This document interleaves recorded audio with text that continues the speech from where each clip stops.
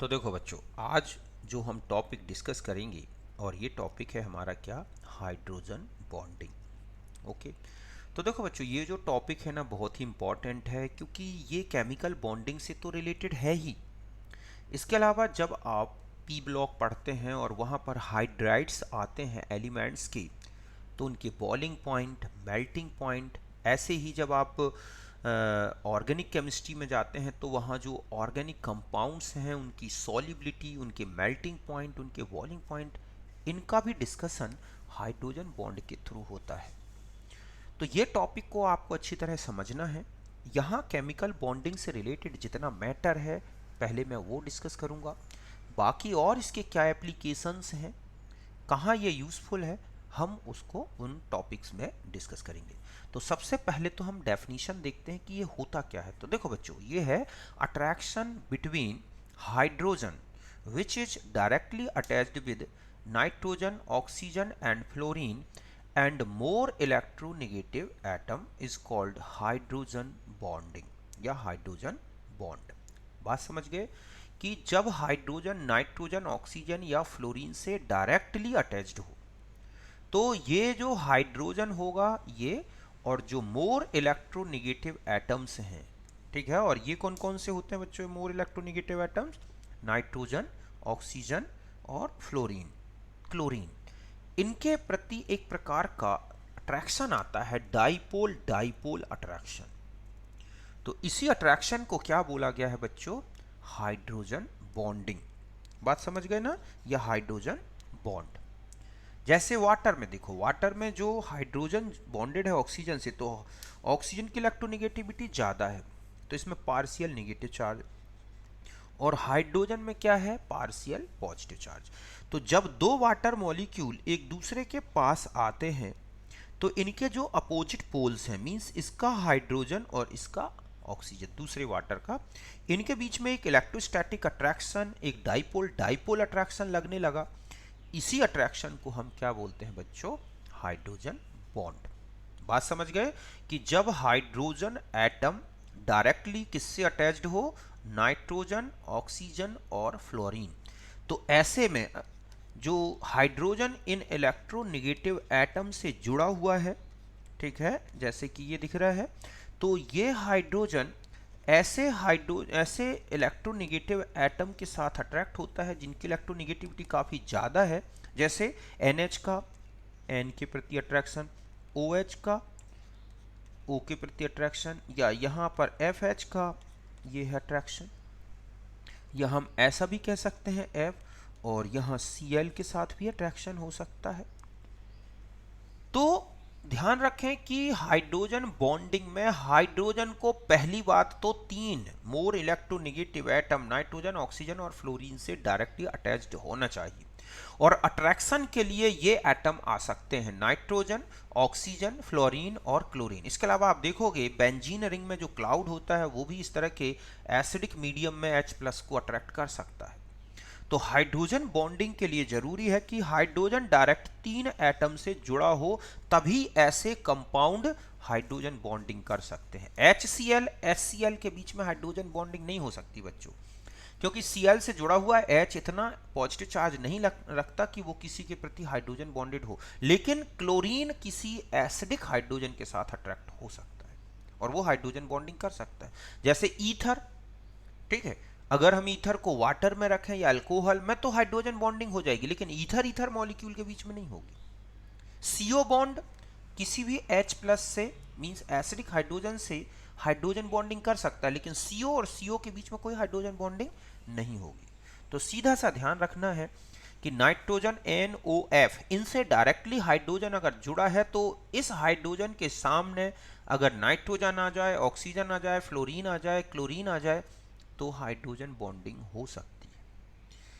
Okay, और इस तरह से हाइड्रोजन बॉन्डिंग एक डाइपोल डाइपोल अट्रैक्शन होता है, और इस तरह से ये जो मॉलिकुलर अट्रैक्शन है ये सबसे स्ट्रॉन्ग मॉलिकुलर अट्रैक्शन है। H2O में मिलता है, HF में है, अमोनिया में है, अल्कोहल्स में होता है, कार्बोक्सिलिक एसिड्स में होता है, ठीक है। तो इस तरह की हाइड्रोजन बॉन्डिंग मिलती है। अब आते हैं इसके टाइप्स में। देखो, टाइप्स में आप देखोगे टू टाइप का होता है हाइड्रोजन बॉन्ड। एक होता है इंटरमॉलिक्यूलर हाइड्रोजन बॉन्ड और एक होगा इंट्रामॉलिक्यूलर हाइड्रोजन बॉन्ड। तो देखो intermolecular hydrogen bond means hydrogen bond, ठीक है, या bonding between molecules of same और different compounds.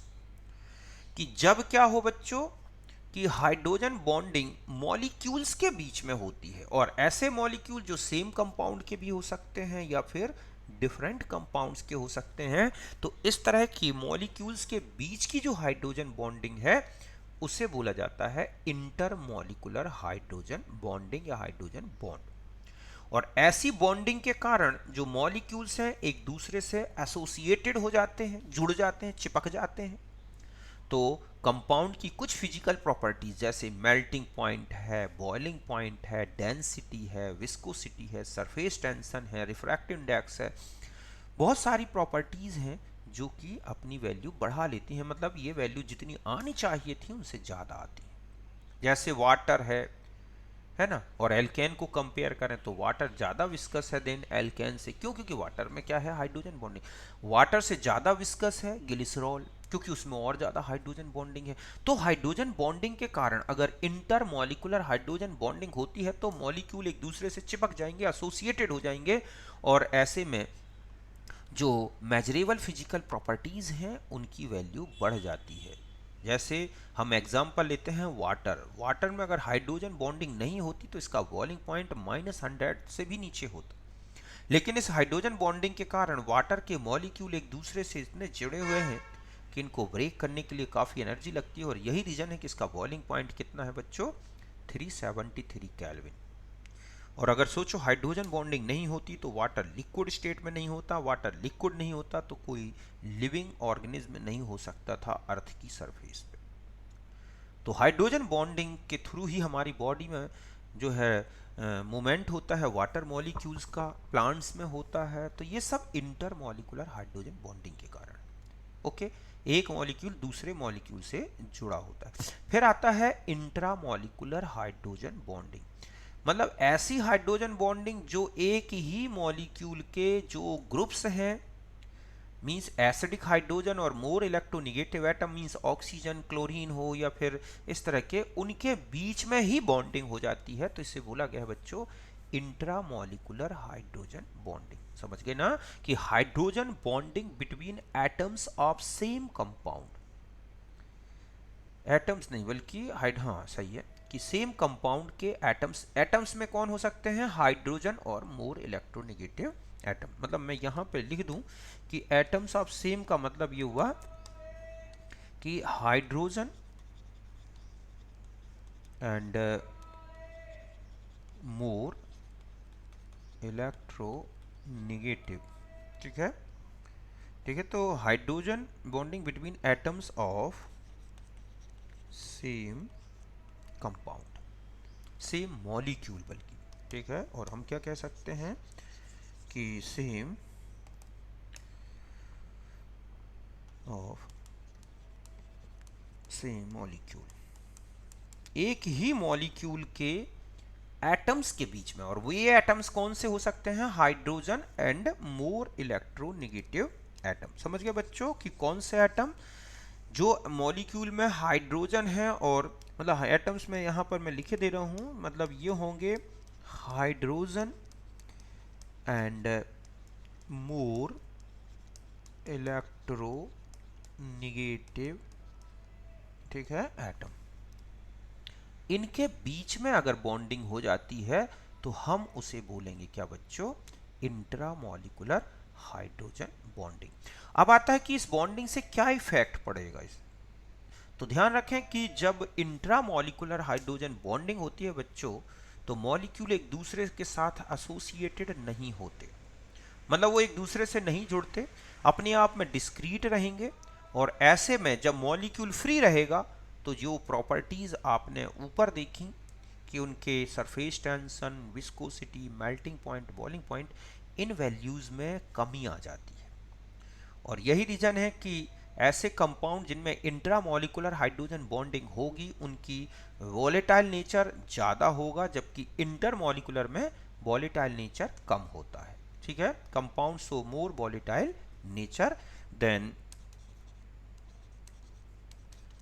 Inter molecular hydrogen bonded compounds.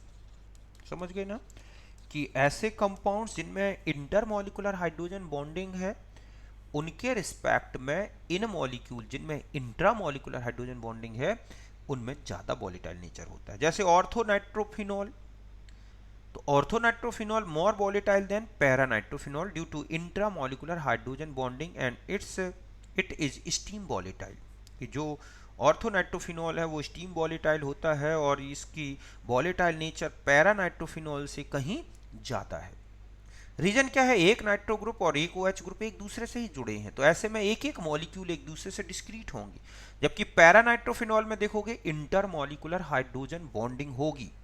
कि अगर हम ये कहें कि ये है पैरानाइट्रोफिनॉल OH और यहाँ क्या है बच्चों NO2, तो इस तरह से ये एक दूसरे के साथ क्या है एसोसिएटेड होते हैं। तो ये क्या है पैरा नाइट्रोफिनॉल। ठीक है, लेस वॉलेटाइल, जबकि ये क्या है मोर वॉलेटाइल है, इस तरह से। और यही कारण है कि ऑर्थोनाइट्रोफिनॉल का स्टीम डिस्टिलेशन किया जा सकता है अगर वो पैरानाइट्रोफिनॉल के साथ मिला हुआ है तो। ऐसे सैलिसल्डिहाइड है, इसके OH और CHO के CO के बीच में ये जो बॉन्डिंग दिख रही है ये भी क्या है intramolecular hydrogen bonding. Salicylic acid में भी मिलता है इस तरह से। और ध्यान रखें कि बेंजीन के ऐसे ऑर्थो सब्स्टिट्यूएंट या फिनॉल या कोई भी कंपाउंड जो एरोमेटिक कंपाउंड में जिसमें ऑलरेडी ऑर्थो पोजीशन में कोई ग्रुप जुड़ा हो, जो हाइड्रोजन बॉन्डिंग शो कर सकता है इंट्रामॉलिक्यूलर हाइड्रोजन बॉन्डिंग, तो ध्यान रखें बेंजीन के या एरोमेटिक कंपाउंड के ऑर्थो डेरिवेटिव स्टेबल होते हैं देन पैरा डेरिवेटिव्स। समझ गए ना, मतलब ऐसे कंपाउंड एरोमेटिक के जो कि इंट्रामॉलिक्यूलर हाइड्रोजन बॉन्डिंग कर सकते हैं, ऐसे फंक्शनल कंपाउंड में ऑर्थो पोजीशन के ग्रुप्स एक दूसरे के साथ ज़्यादा स्टेबल होते हैं ड्यू टू हाइड्रोजन बॉन्ड। जैसे ऑर्थो नाइट्रोफिनॉल और पैरा नाइट्रोफिनॉल में ऑर्थो ज़्यादा स्टेबल है। ठीक इसी तरह से सैलिसल्डिहाइड CHO ग्रुप जो ऑर्थो पोजीशन में जुड़ा है वो ज़्यादा स्टेबल है देन पैरा अगर हम पोजीशन में लगा दें इसी CHO ग्रुप को। तो ये सब रीजन है हाइड्रोजन बॉन्डिंग के, तो यही लिखा है।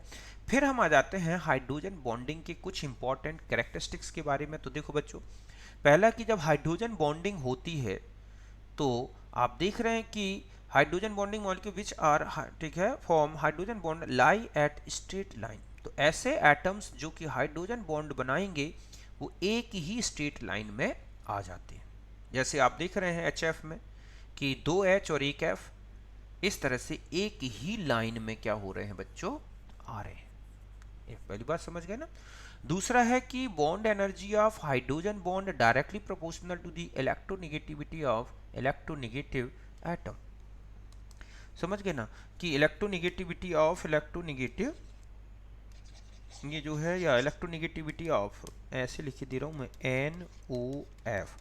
और सबसे ज्यादा इलेक्ट्रोनेगेटिविटी किसकी है बच्चों, फ्लोरीन की। इसीलिए अगर हम HF में हाइड्रोजन बॉन्डिंग देखें तो ये ज़्यादा स्ट्रॉन्ग है देन H2O और H2O ज़्यादा स्ट्रॉन्ग है देन अमोनिया। और यही रीज़न है कि आपने देखा होगा कि एक HF2 आयन बनता है, मतलब है कि आप देखोगे इसका एसिड मिलेगा H2F2 और ये इस तरह से एक डाई बेसिक एसिड की तरह वर्क करता है और इसका एक कंपाउंड भी है KHF2।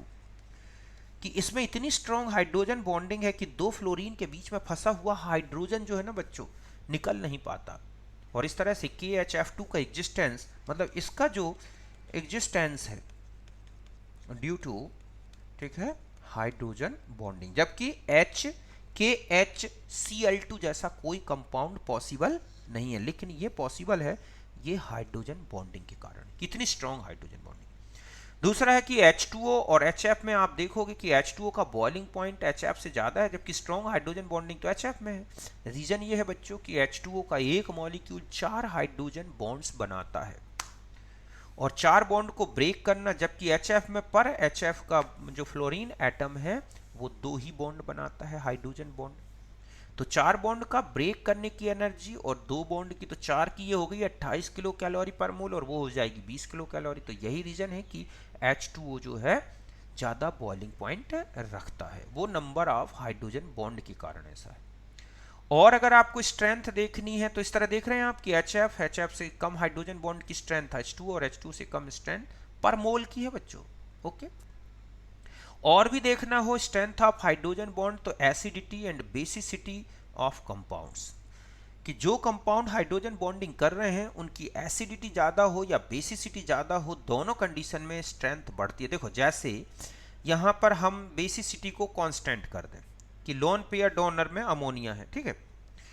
तो अब आता है कि इस तरह से जब हाइड्रोजन बॉन्डिंग होती है तो ध्यान रखें H दूसरे एटम के लोन पेयर की तरफ अट्रैक्ट होता है। तो यहाँ में एसिडिक नेचर देखो, FHOH और NH में सबसे ज़्यादा एसिडिक है FH बॉन्ड।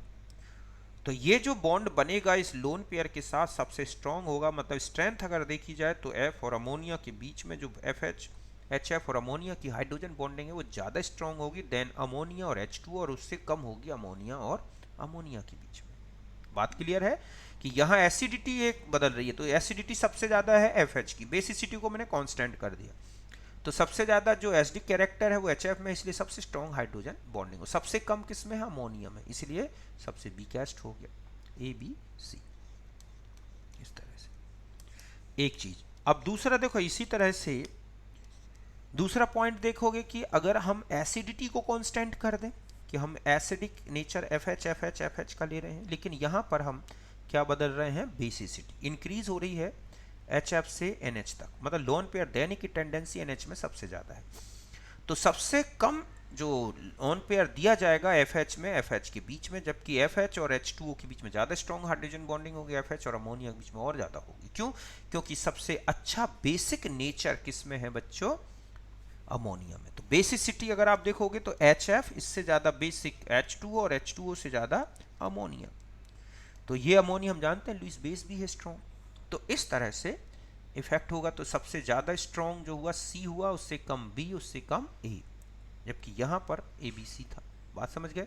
अगर एसिडिटी और बेसिसिटी दोनों चेंज हो रही हैं तो ध्यान रखें acidity more effective than basicity. मतलब जैसे FH OH NH NH, तो FH और O और OH और N और NH और NH, तो सबसे ज़्यादा एसिडिक क्या है? FH, इसलिए सबसे स्ट्रॉन्ग बॉन्ड हो गया।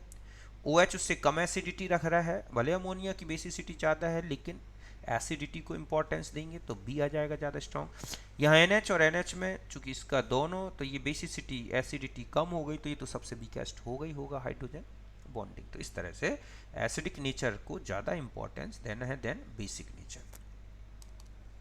तो इस तरह से आपको एसिडिटी और हाइड्रोजन बॉन्ड या बेसिसिटी और हाइड्रोजन बॉन्ड का रिलेशन देखना है। फिर और पॉइंट देखो कि due to hydrogen bonding H2O ammonia HF so high boiling point than expected order. ठीक है, तो आप देखोगे जब हम इनके ग्रुप्स में आएंगे H2O अमोनिया HF के, जब इनके हाइड्राइड्स में जाएंगे हम, तो H2O ग्रुप में देखोगे H2O H2S H2SE, तो इसी तरह अमोनिया, इसी तरह HF अपने, तो इनके जो बॉइलिंग पॉइंट ज़्यादा दिखाई देते हैं, एक्चुअली होने नहीं चाहिए थे क्योंकि इनके मॉलिक्यूलर मास कम है, लेकिन हाइड्रोजन बॉन्डिंग के कारण ऐसा दिखता है। H2O so high boiling point than HF due to large number of, मतलब 4 हाइड्रोजन बॉन्ड ऑफ HB। ठीक है, तो क्या लिखा है? H2 so high boiling point than HF due to large number of, ठीक है, 4 large number of HB in each molecule of water, मतलब 4 HB होते हैं एक water molecule, then H2O 2 HB होते हैं इसमें पर मॉलिक्यूल के साथ। ठीक है, मैंने पहले बता दी बात। ऑर्गेनिक कंपाउंड जैसे अल्कोहल हैं, कार्बोक्सिलिक एसिड्स हैं, अमाइंस हैं, कार्बोहाइड्रेट्स हैं, ठीक है, विटामिन हैं, और भी कई ऑर्गेनिक कंपाउंड अगर वाटर सॉल्युबल हैं तो ये है रीजन इनका हाइड्रोजन बॉन्डिंग। चीनी, सुक्रोज, ग्लूकोज, वाटर में अल्कोहल, ये सब क्यों घुलते हैं? इसका रीजन है हाइड्रोजन बॉन्डिंग। समझ गए बच्चों?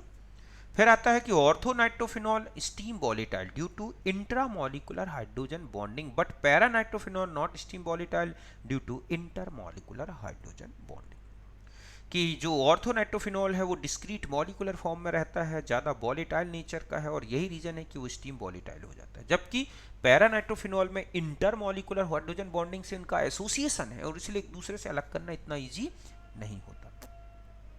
Hydrogen bonding is dipole dipole attraction, ये मैं पहले भी बता चुका हूं, in which positive pole is hydrogen and negative pole of NOF etcetera.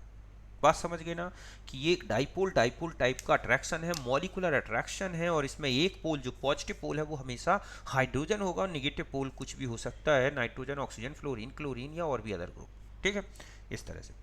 अब मैं एक बता दूं, जैसे H2O ग्रुप में जाओगे तो मेल्टिंग पॉइंट और बॉइलिंग पॉइंट दोनों H2O के ज़्यादा होते हैं अपने ग्रुप के शेष जितने भी हाइड्राइड हैं। ये इसका रीज़न है इसमें क्या होना बच्चों, हाइड्रोजन बॉन्डिंग। और सबसे ज़्यादा मोस्ट वॉलेटाइल ये होता है अपने ग्रुप में।